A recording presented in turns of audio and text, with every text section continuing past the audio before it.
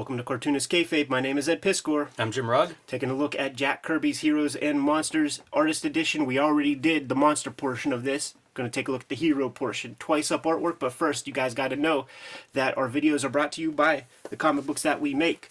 On the stands today, get your hands on Red Room, the Antisocial Network, and Red Room Trigger Warnings. Murder on the Dark Web for Fun and Profit is the name of the game in the Red Room universe. Each of these books contains 4 full self-contained stories, plus 70 pages of additional material, and I'm serializing new content on my Patreon every Tuesday. $3 get you the archive there, more than 300 pages worth of comics up there as we speak. And Jimmy has Hulk Grand Design, Monster Madness, in issue format, retelling the complete history of the Incredible Hulk, and it's going to be getting that Treasury Edition format in early 2023, which is rapidly approaching. And Jimmy has Street Angel Deadliest Girl Alive, trade paperback, back in stores right now as we speak. New printing. You have no excuse not to get it. We need you to buy our books to keep the lights on in the Kayfabe studios. And I'm going to be at Tokyo Comic Con at the end of November, last weekend in November, already getting hit up for commissions and things like that. So if you're in the region, come by the Comic Con, holler like you know me. Hey, before you take these away, we talk a lot about size. And whenever we talk about this is the big Jack Kirby book, it's known as 2-up. Yeah. That is how they used to draw comics. The EC comics were drawn this way, double the size of the printed page, and you can see it perfectly illustrated because here's your comic book, twice as tall, twice as wide as a regular comic. That goes away, I guess, in the late 60s. Mid to late 60s is whenever they switched that to 1.5 up. And so smaller art, and there's always the story of Kirby's first time working the smaller size. Goes to lift the page up, and half the artwork is still on the drawing table, which sounds like pure kayfabe. Yeah. I don't think that's a true story, but that is the story that I have heard that more than once. And obviously, that 11 by 17 piece of paper is less pencil mileage, and when you got a Jack Kirby who's laying out 8 books a month for people, drawing 4 or 5 of them, give the guy some help. Yeah, for sure. So right off the bat, amazing cover. This is one of the short lists for best artist editions, in my opinion. Absolutely. I love seeing this art twice up, and I think depending on what your era of Kirby is, it's hard to argue with this being as good as he ever is. Not too long ago, we interviewed Dan Klaus, and behind him, I just kept staring at a stack of artist editions behind him, underneath his new book that he was I was going to say, behind his stack of original art, his future artist edition material. And asked him, Dan, what guilty pleasure ones do you have, man? Do you got a Jim Starlin joint? He's like, no, but I do have the big Jack Kirby one, and this is the one that he means. Yeah, this is a phenomenal book. I mean, the end pages, this is 3 feet across. You know what I mean? You'll never see a Kirby piece. Well, that's not true. The Kirby Museum has some big pieces, but I love seeing these kinds of brush strokes blown up to this scale. And it still looks good. You're still getting very sharp points on the end of your lines. Oh, yeah. Like all those radiating lines, they're razor sharp on the tips. And that thing must be blown up, I don't know, 5-6 times. This is another one. I love these kinds of pieces. Just gigantic zoom-ins on a detail of the artwork. So good. We were just at Baltimore Comic Con, and Scott Dunbier was there, armed with a laptop and the biggest scanner I've ever seen. Just having dudes coming up to him, scanning artwork for potential, possible future artist editions. I can never thank Scott enough for that these things exist. Yeah. Talk about a gift to comics history. Dick Ayers on inks for a portion, Frank Giacoia on inks for a person, George Roussis, Chick Stone. That's classic inkers. Classic inkers out of like that 50s monster stuff into the superhero early years. Yeah, and that's kind of what this era is. It's an evolution of their monster books. I think the Ant-Man feature is one of the early features that it's a mad scientist. Anything that shrinks is like such a good gimmick. Absolutely. And we're going to see it in this story as we go through, but yeah, it's you're right. Like you can see the monsters around him and those ants. I had a comic that I used to make when I was a kid called Tidbits, and it was like a little boy character that I had all the best play sets at the time, the G.I. Joe headquarters, the Ghostbusters HQ, Dick Tracy car toy models, and I'm like, man, if I could only like drive all this, and if I could only like use this fire pole, You're doing company crossovers. Yeah. And this is Ayers up front. Look at that, dude.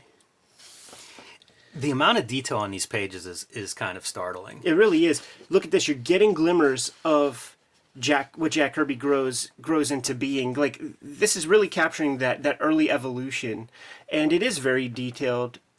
He's not doing 8 books a month at this point. Could take a little bit more time and the ink is all over the place. Like, you know, like some of it is very, I don't want to say raw, but this is inked fast. You know what I mean? Like certain parts of this you can kind of see. And I think they know it's going to reduce down and what that's going to look like whenever it's reduced. And as a result, what is it? Pencil tight and then ink the hell out of it? Yeah. I'm guessing that we're doing Marvel method already at this point because the visual storytelling is so on point here. This is your argument for it too. Because you do get to do visual storytelling as opposed to if a writer writes this, they may not be thinking in these terms of like, okay, how do we maximize showing how small he is? This is just gorgeous. Like, I'm surprised that's not a blown up panel somewhere. Sure. But even those panels, it feels like Kirby's going out of his way to make Ant-Man even smaller within the panel. Absolutely. We're seeing some real interesting marks that are vestiges of the 60s here. Dick Ayers, like, certainly inked them a very particular way, and he's the favorite inker of a lot of people. When I asked Los Bros who your inker is, they say Dick Ayers. Yeah, it's definitely, it feels like, depending on your era of when you got into this stuff or what you were able to get your hands on first, big impact on who your favorite's going to be. He's a superhero, baby. Possesses all the same powers. See, this is what I'm talking about, though. Like, he's so small in that panel. And it happens over and over. You know, it's not always showing something big, but it's always really making him look small. Yeah, how about that sucker right there? Yeah, it's incredible. It's not just an attractive title. Yeah, this is one of those great ones where you get to get into the details. That's the other piece whenever you do like the small world, the miniature, the shrunken. Then you get to see the giant rope threads, the thumbnail. This is one of those things, man, that you don't really like realize it until it's time to you're tasked with doing something like that. You almost never have to draw shoes at this size, so you kind of like have your shorthand for what shoes are. But then you get a close up. Now you need to go look at some Birkenstocks, man. Yeah, that's a great shoe. This is your blow up panel from the beginning of the story. So that piece blown up to full size page. The ants dropping dookie inside the gun barrel. Just drawing little dabs, man, to communicate the ants. Like, you establish them, then when you pull back, you know what those little dots are.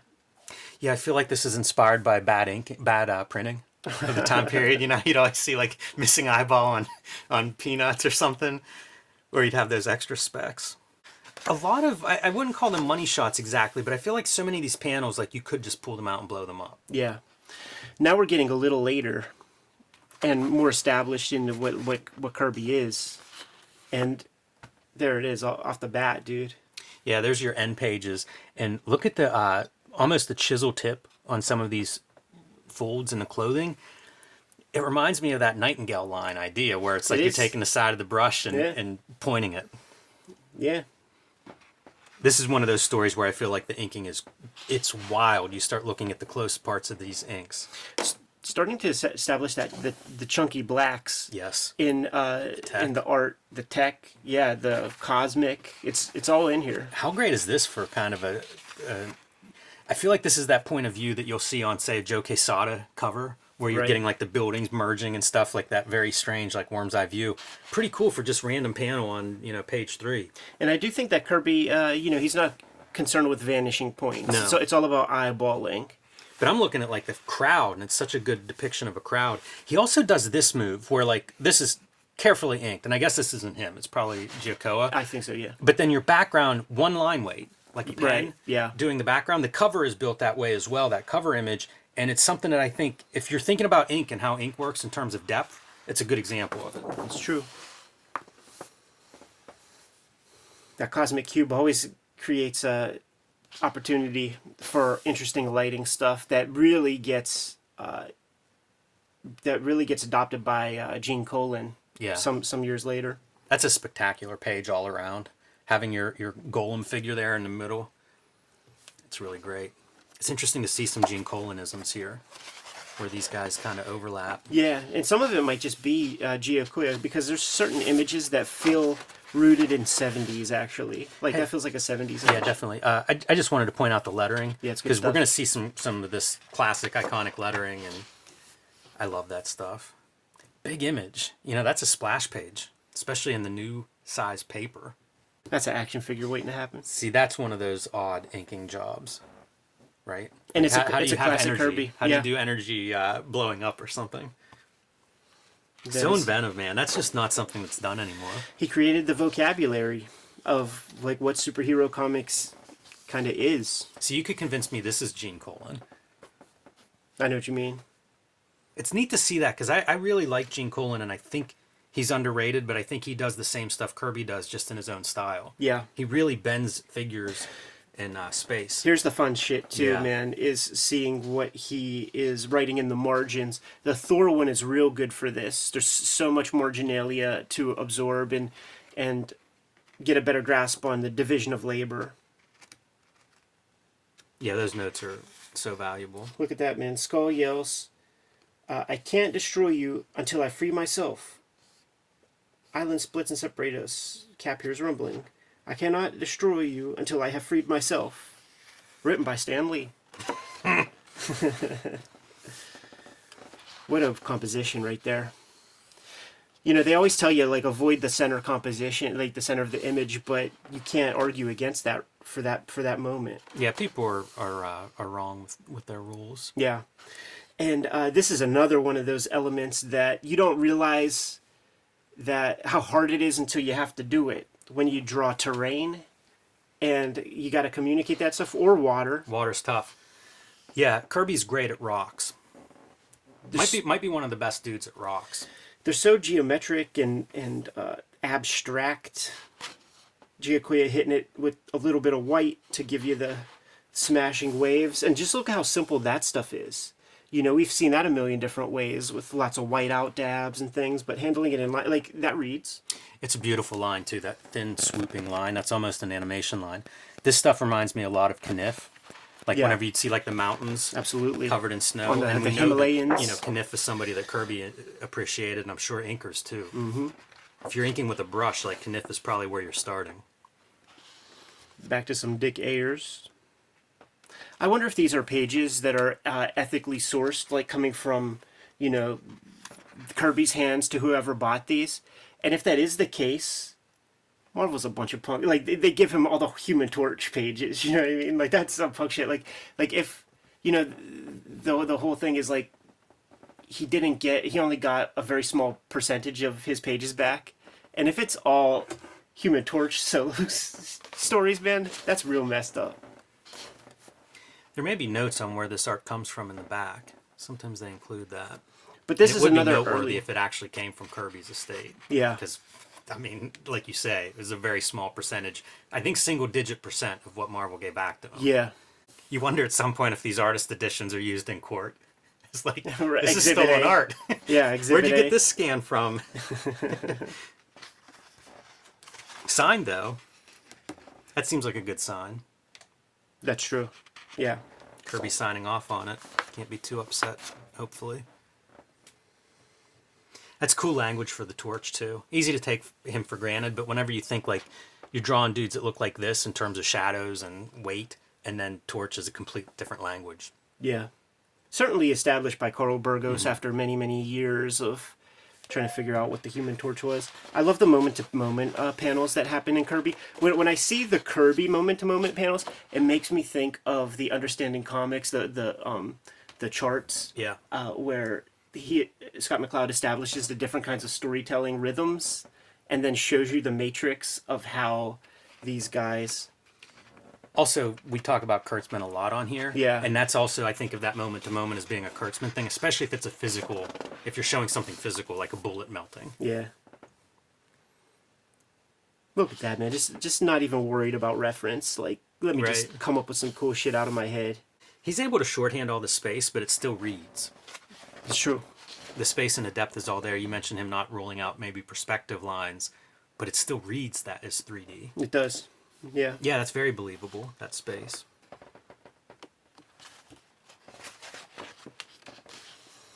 we're starting to get that very bold inking. You know, I can't wait to get to the Chick Stone issue because he was one of my favorites of this period, and he has that like Bruce Timm thick brush. I always like that Giacoa stuff because I had like when Essentials came out, I got that Captain America Essentials and he inks a lot of it, and it's the same deal. Like any of that stuff, you know, what do you find first?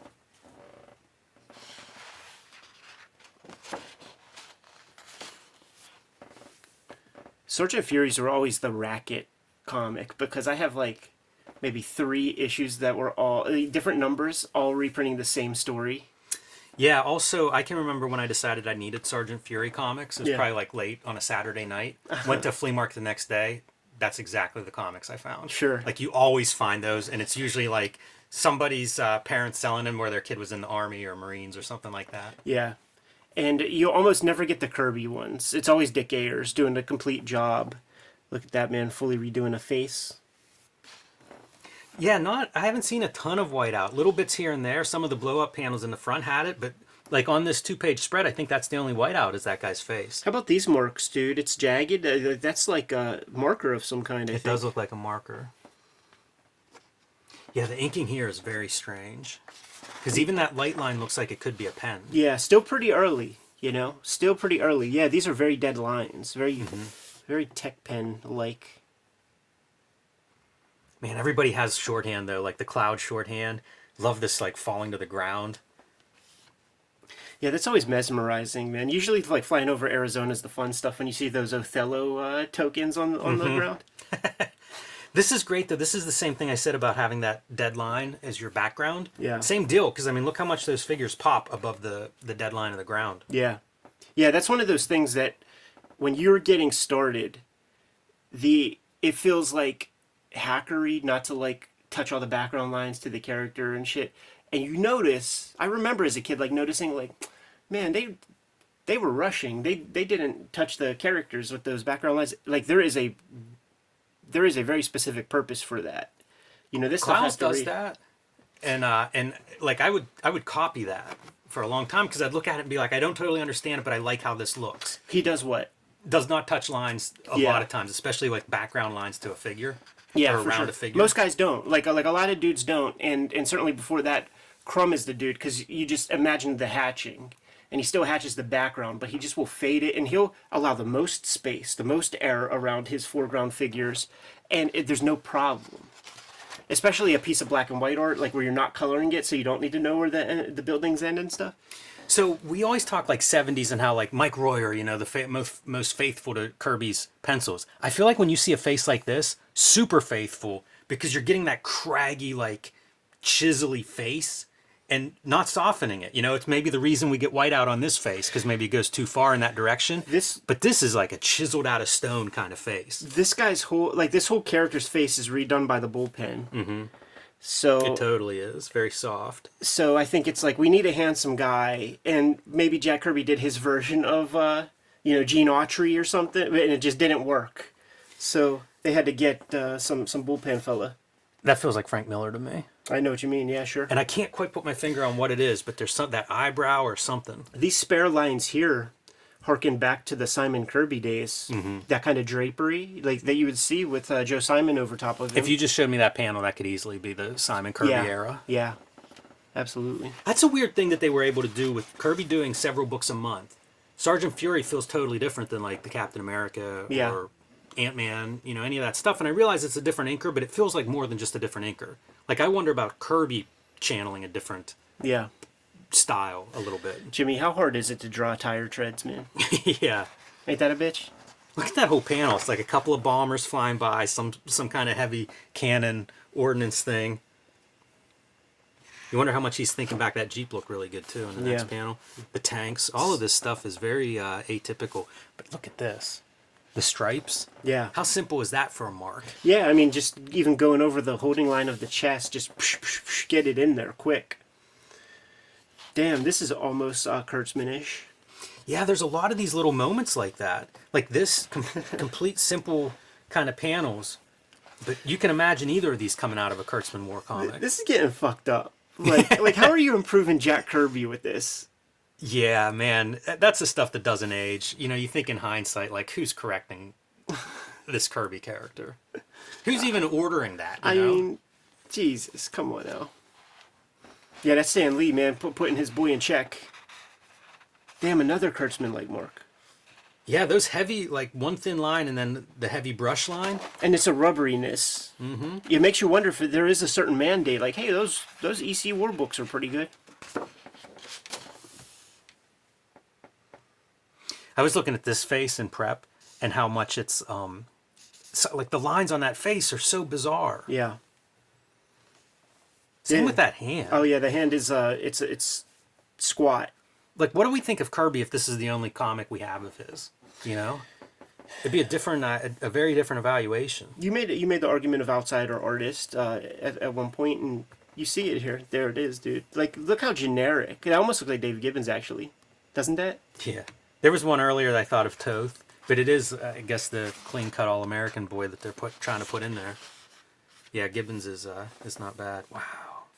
So much whiteout on that one. Yeah, and with some of the shortcomings of the inking, it has to do with the white substance that's put down there.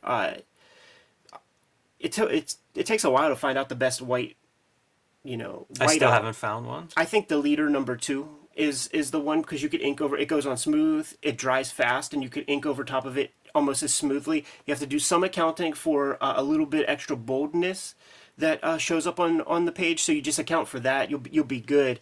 But I can imagine that this is chunky shit. Like, it's topographic. You know what's weird is you can see some black line on here. Yeah. And I don't really understand. His hair's like down. Is that what you're seeing there? Is that what he's getting? Like a different haircut? Because look, you can see a little bit there too. Yeah. Oh, was he fucking burnt? I don't know. I don't know what those lines indicate. It's like, yeah, that's like, it looks like meat, like marks. Mm-hmm. Rather than like hair. Right. I don't know, man. You pose an interesting question. But see, no, there's a part right there. I see the part that's inked. It's like a, what's that haircut? Like the Beatles haircut on this soldier? I was thinking Mo Howard. Look at this piece of pop art, Jimmy. Yeah, that's beautiful. Boy, Lichtenstein must not have seen that one. I know. There were some good effects there with the planes, too, with like the propellers and everything. Drawn, is that a camel? Several camels. Another book that we're doing today has camels in it. Now, name the third book ever that we've done with camels. I can't think of it, but somehow we've got 2 books today with camels. But, like, imagine, like, what it takes to be a comic artist. You're drawing tanks and airplanes on one page. Now you got to draw camels. Now you have to draw some kind of Middle Eastern feast. Is this the reason Kirby doesn't stick around, Sergeant Fury? If you're putting out 4 or 5 books a month, it does seem like this is the one that needs some research. Right. Wow. Yeah, turn a page and then you say that, right? That's the thing everybody always jokes about, right? Like the writer can write one sentence about the big battlefield scene that's full of all of this detailed equipment, and then the artist has to go spend 2 days drawing all this stuff. Yeah. Great depth as well, communicating all the stuff that you mentioned, man, where you got the bold foreground elements and then just straight up line art in the back, all these Quonset huts and things.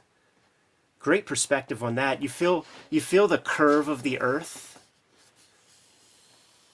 You feel a roundness. Yeah, it looks massive. And then by just adding this dude right here, you create so much more depth. Yeah, you're standing on the ledge with him up above this whole thing, surveying what's... Just a master of composition. You see, like, the marks on here, on this crate?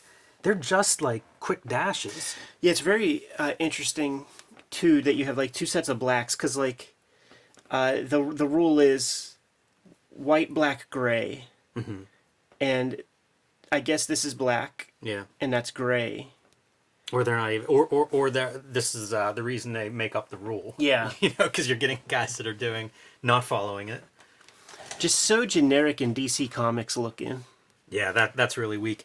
This is pretty great for, again, tank reference, but now we're in the middle of it. You go from this aerial shot to this middle where characters are running through between them, so you get tank detail in the foreground, fair amount of detail in the background, and figures running in between. Yeah, and it actually lacks the clarity that we were mentioning, which suggests to me, I've been in that situation myself a couple of times, where you're just in there and having fun, just doing some drawing regardless of storytelling consideration, and you're like, ooh, I want to draw this tread. I learned a cool texture for treads. I'm going to try that out. And then at the end, it's like, well, the colorist will save it. Yeah, it makes me wonder if they did. But you're right, because we've talked about, like, just do line for the background. So, you know, would it save it if this row had no blacks but just lines? Yeah. Who knows? And all those lines are touching our guys, too. So in terms of clarity, it's not the most clear. It isn't. You have the black, gray, and white on all 3 layers. Exactly, and yeah. you just can't do it.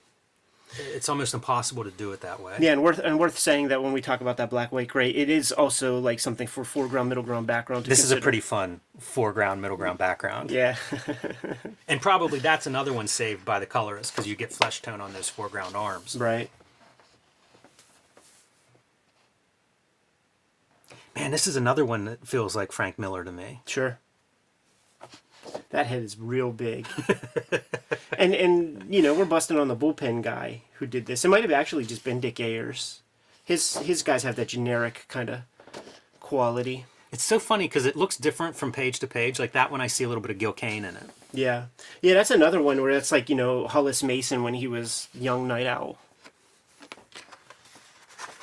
There's another center composition.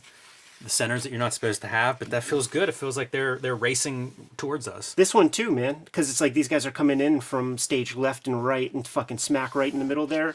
You got the gunshots coming up. Like, look at the simple language for that, and we know what this evolves into in comic book idiom. You know, American comic book idiom. You're getting spatter. You're getting like white fucking. I look at that and I go like, cut to 1993 and Stephen Platt. Right, where you got a million shells and a million impact points everywhere, little explosions everywhere that gun is hitting. Or as Todd McFarlane puts it in that video where they're creating overkill, bullet wounds in the wall. Yeah. Those can be effective. See, there's a nice background where your tank is black. Yeah. This is always sharp for communicating 3D, where you don't have holding lines, but you just have some shadow hatching to give you the volume of that helmet top. Using a lot of, like, he hasn't created Kirby Crackle yet, but you're seeing the germs of it. You do. Established by Ayers, it feels like. Here's some more, like, you take the face away, but Miller would lay his blacks down like that. This is wild. This is, like Power Comics almost, that inking, where it really is like I have a pen line that's light, and then I have like it's the Sharpie with 2 ends, you know, with the fine liner on one side. The chisel tipper. Yeah, you get it here, and it I mean, you can't not think of Kurtzman. Yes, like he established that in American comics language. This is always such a great Kirby trope too, where you got your like tricorn hat guy. You get, yeah. You know what does Neil Gaiman call it? The magic hat theory. Like you give, like literally gave the dude magic hats, and I think he even might have cited Jack Kirby as like the creator of magic hat theory. That's hilarious. Wow. Yeah, these zoom in panels. I love these pages. Chickstone's a good guy to zoom in on too, man. Like, you know, he's Senate light. You know, he's got that very, very sharp, tight ink brush. You see it on these radiating lines, because you talk about like thin, thick, thin. I mean, he's doing it at a pretty fine level there. Yeah, and this is what separates him from Senate, because Senate's tighter. Yeah. Senate would be much tighter. Well, this is impossible, because you know, like if you're doing it to the edge of a panel, you got a thick line you can at least buffer it into. Sure. You've got a thin little round line, like that is a. These are way tougher than they look. I'm just saying, and then doing it on top of a thin line. I'm just saying he's freehanding these. Yeah. Senate doesn't freehand that shit.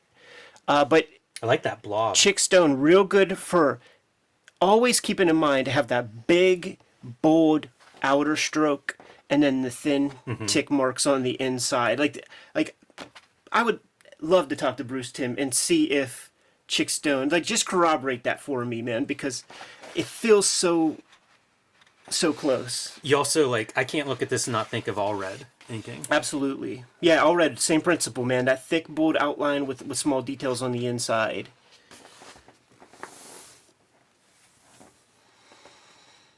Uh-oh, bullpen giving Jean Grey fresh hairdo. That's a shame too, because what a fun panel.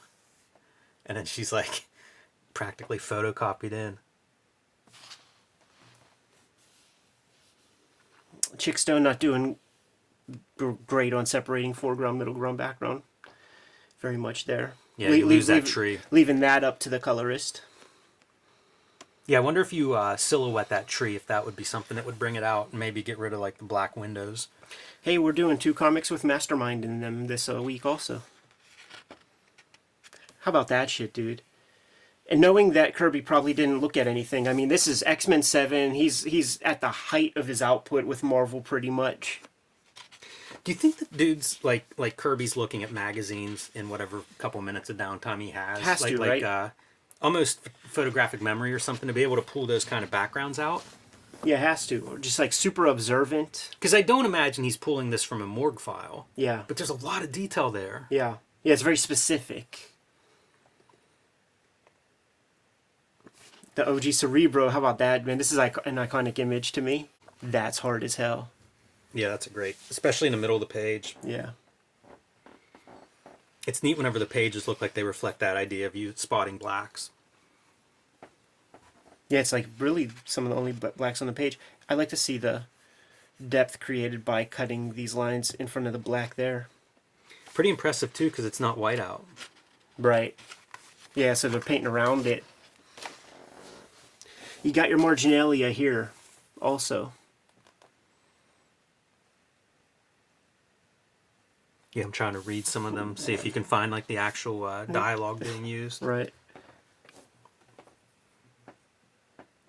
Yeah, these panels where he's really creating 3 layers of depth are great. We did that Greg Capullo perspective exercise thing from Wizard Magazine 50, and this is totally fudging. Yes. Yeah, the clown. I was trying to figure out, like, are they like chest height? There's nothing, man. No. Like if he's the main figure, it's about here where you start to see the things starting to, you see that pant line bend it down that way. So, like, these people are way far down. It's totally all over. Let me ask you this, because we know the rule. Yeah. And you see it's not being... There's no perspective rule here. This is fake perspective, and if you put down your tracing paper, it's inaccurate perspective. Yeah. So does perspective not matter? Because I don't feel bad about this panel. Yeah, not at all. Not at all. This is stuff you get docked on by teachers and editors. Yes, except maybe this doesn't matter at all. Yeah. It's one of those things that you can look at and be like, oh, you're wrong. I can see the horizon line. You messed up. Right. But does it matter in terms of like, I'm going to make a really good panel or I'm going to make a good comic or a good drawing? Oh, guess what? That rule that you're able to apply mathematically, useless in whether it's good or not. Absolutely. Absolutely. And that's the frustration when working with those editors and stuff. Because, like, I remember sending in old submissions, and this ain't me just waxing like, oh man, I'm a genius or anything like that. But the suggestions they were making were the most boilerplate, uncreative suggestions. And, right. And you can tell that they have a rubric that they have, like boxes they have to check because they're not creative. They're editors. Yeah, and I don't say that to be contrary, but like realistically, we're looking at examples that defy those rules. So Sure. how important, and the greatest examples. Yeah. So how serious are those rules? Oh man, I think Chick had some Higgins black magic on this blob right there. A little bit light for you. Boy, this page is such a good page. Loaded. This looks like Klau's lettering to It me. does. It's so perfect. That close up of Magneto, excellent, and I love it. Elephant, this is great. Good contrapposto on that elephant, by the way. Dude, the energy in this panel, it really feels like something's erupting from below the ground. Pretty wild concept in those top 2 panels, Yeah. where like the stuff transforms into snakes, Right. but you see like the motion lines set it up visually. That would have to be a weird thing to get back as the writer and be like, wait a minute, what's going on here? A little Donkey Kong action there.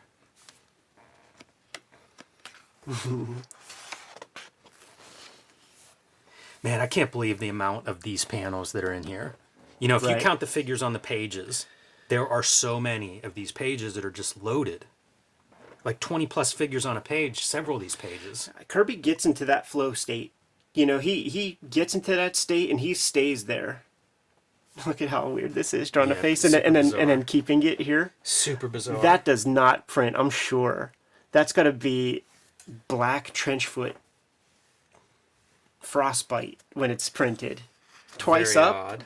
Come on now. This is another one of those classic. These horizontal, like the widescreen as they were known in the early 2000s. He kills these. Oh, totally. Over and over. Doesn't this feel Ditko-ish? Yeah, I like specifically these marks. And just you never see a panel composition like this. Yeah. Where it's just the heads are the bottom 10th of the panel. Look at this Stepford wife right here.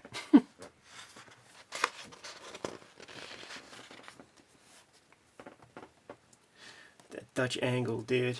Hey, how much are they running out of that panel? That's that Kirby, that third dimension of coming towards you. Absolutely. This one feels really iconic, and also the lack of stuff over here. It's like it's set up for the letter. Absolutely. Like Kirby understands what Stan Lee's going to do.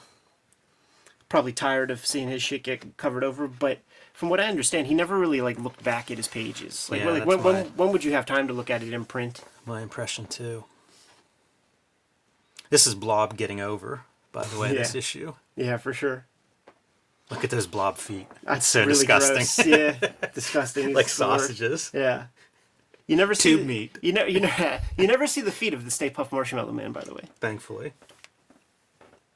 Tom would do these panels, man, where he would have these missiles and just come in from all angles and things. See, they look right though. Sure. I don't know that there's any perspective point. It'd be fun to roll these out and see where they're coming because I don't think they come from the same vanishing point, but super believable. And if you vary your vanishing point, it does create a sense of movement, almost like the camera's panning or something. Yeah, like if your head's turning. You could see many examples where they do use a vanishing point, like not Kirby, but like Ron Friends, for instance. Oh yeah, I mean most people would use a vanishing point. I'm just saying this is the fake perspective. No, I get it, and what I'm saying is that the stuff looks boring when you use the one vanishing point. Having it come from different angles, it could suggest more than one. Launcher, yeah. Sure. This whole scene is pretty fun.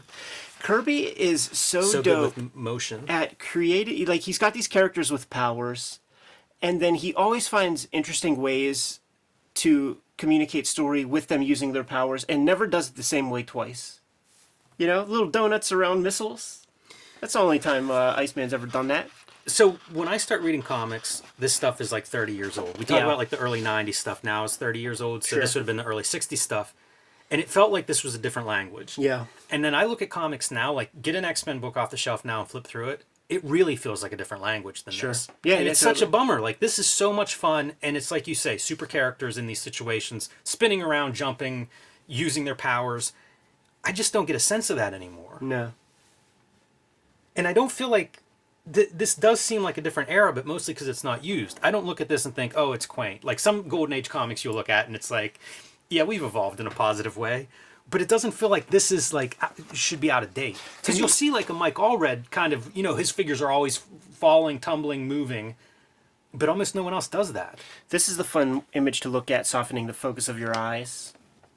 The way they communicate depth with line weight. Man, I love whenever he packs the team into a panel like that. Those remind me of Seth. Remember the Seth when Cooper he would have... Skiber joint? Yes, all those superhero heads. We just recently put together a bootleg comics playlist. Man, hit it. That's a real good subject for a channel like this. Bootleg comics. Yeah. There's so many out there.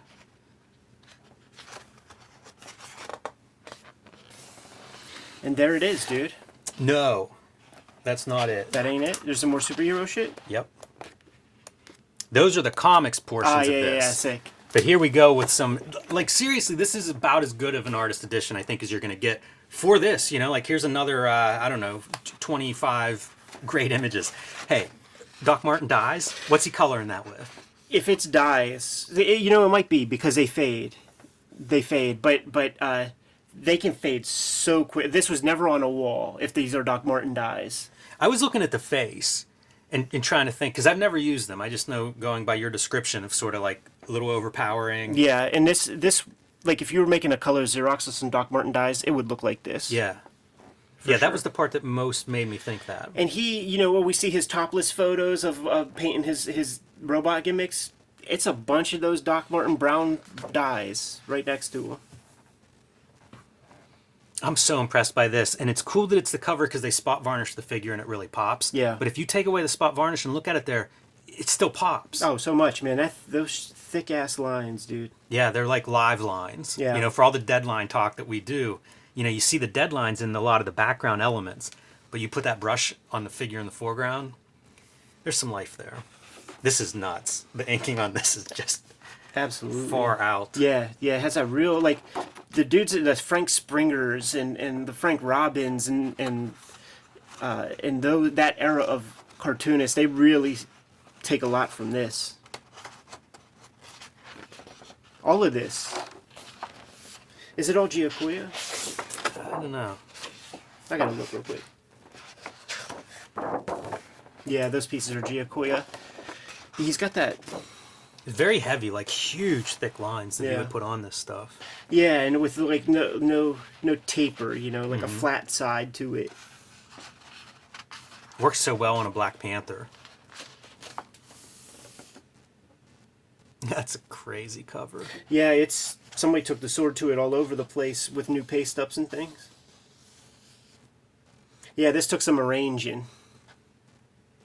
Yeah, I wonder if that's cutouts from inside, from stories and stuff.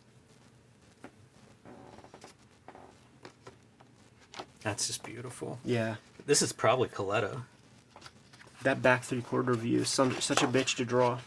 You know, like this kind of fading out. I feel like Mike Mignola's all over this figure. Yeah. Some really good light and dark there.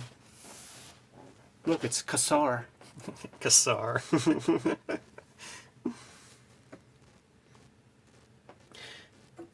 When the cartoon was out, the X-Men cartoon in the 90s, and there would be like a Kazar episode where they go to Savage Land, and then all of a sudden, like, I'm a Kazar fan. Like, I'm going to the flea market, I'm like, I need to read more about Kazar. I don't know anything about Kazar. You were in for surprise. Yeah. It's the same thing with that Toad character. Like, I got that VHS of that 1989 pilot. Yeah. Never heard of Toad up to that point because it's still early enough that it ain't in X-Force, you know? And then I'm like, oh, Toad. Like, and if I just see Toad on the cover, I'm scooping up a comic that has Toad. Yeah, man, you see these super bold captions around these title letterings, and it's because of paste up. Yeah, I've heard people talk about that. That was something Stan Lee apparently was really big on. Like they're constantly, you know, putting those on, changing them.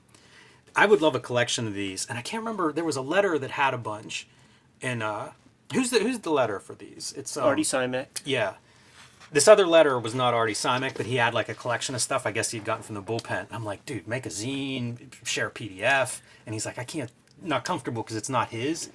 But I love that lettering. Shouts to the BWHAM Instagram page that does collect all this stuff for your consumption online. Yeah, that's a great Instagram. But I mean, talk about like the lettering being so iconic. Absolutely. It's a huge part of Marvel being Marvel. Absolutely. And I mean, I think that's the reason why like Lichtenstein started to really look at comic panels because like it's the Simek type lettering that he's really using. That's a bad tangent. Sure. Yeah, you're gonna get them, man, when you're drawing 8 pages a day. And then I always think like this is possibly an issue with an inker misinterpreting a line, because chances are you drew this as one line, and then maybe erased a little bit. But when you're looking at those pencil lines, you know, and you're inking probably equally as fast as the guy's penciling, so you just go, oh, there's a line on his arm. Here's what I will say: it's up to the inker to save the day. Yeah. So you know he should have figured that part out. These are the Giacoya pages that I remember falling in love with his inks. Look at how he flattens that head, though. That is weird. But look at his eyes even, too. Like, those are pretty strange shaped eyes. Yeah. Yeah, it's always been that way with Kirby, though. With Captain America. See, like, by having that definitive stop at the end of the black creates the better volume than tapering, because that just fully flattens him. Especially if you taper on both sides. Yeah. I got this in the '90s, the facsimile edition. It was I don't know if it's like the first crossover between teams. I forget why that was significant for Marvel to you know, put that out as a facsimile edition. But this is where I got introduced to Chickstone inking.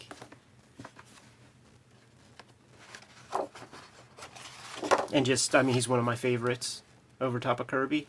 The stuff like that leg, sometimes Kirby's like bending shit, right? Yeah. In weird ways. But you look at this, and that could be just sculpted into a figure. Yeah.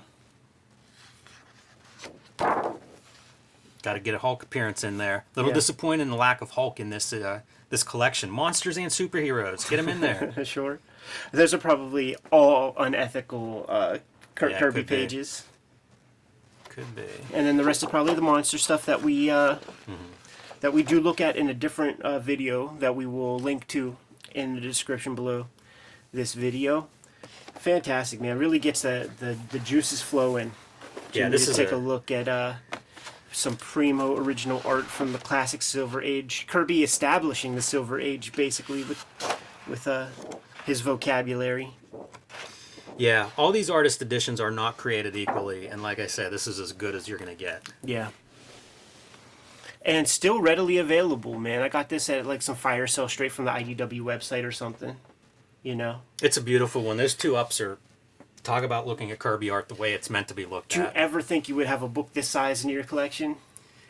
No. Can you imagine whenever you're digging out like those dollar Kirby books and trying to figure out Kirby, if somebody was like, listen, you're going to be able to look at this stuff in just minute detail one day. I remember the first chance I ever got to just see a Kirby original, and it was like the most special thing.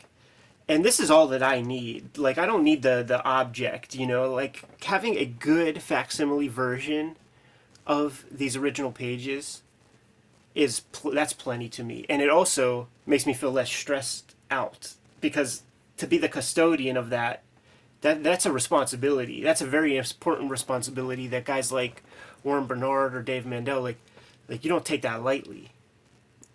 I wonder if Kirby's grandchildren have, you know, collections of his art.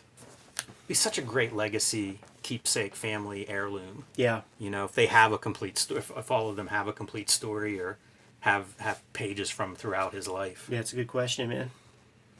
Awesome book. Glad we got to see the rest of it. You know, I feel like this is a nice two-parter. Yeah, for sure. Good to go? Yep. Kayfabers, like, follow, subscribe to the YouTube channel, hit the bell. We'll notify you when new vids are available. Jimmy, tell the people what's out there. Hulk Grand Design, Monster Madness comic books are in stores now. Pick those up while supplies last. The Treasury-sized edition will be out in early 2023, so right around the corner, but you got to pre-order that. The way printing is right now, you don't want to be left out on that. Best book I ever designed. Street Angel, Deadly Squirrel Live is back in print from Image. You can get that wherever you buy comics and graphic novels. And join me on patreon.com/JimRugg, where you can see lots more of my comics and art. And I just posted a large collection of all of my freelance covers with notes on them. So if you're into that side of the business, check it out. Red Room trigger warnings. Red Room, the antisocial network trade paperback in stores today. Murder on the Dark Web for Fun and Profit is the name of the game in the Red Room universe. Each of these books contains 4 complete self-contained horror stories, along with 70 pages or so of additional material. And you can read these stories plus new Red Room stories as I serialize them every Tuesday on my Patreon. $3 gets you the archive there. Hit up my link tree in the description below this video to get to all of those destinations. And the last weekend in November, Jeff Darrow and I are sharing a table at Tokyo Comic Con. Come on by, draw some stuff for you, sell some prints, sign your comics. What else do we have out there, Jimmy? Subscribe to the Cartoonist Kayfabe newsletter at the links below this video. You can also find Cartoonist Kayfabe t-shirts, merchandise, cups, fanny packs, stickers, and more at our spread shop. That link is also below this video. Some visual aids, Jimmy. There you go. It's another great way to support the Cartoonist Kayfabe channel. Given those marching orders, Jim, we'll be on our way. Read more comics.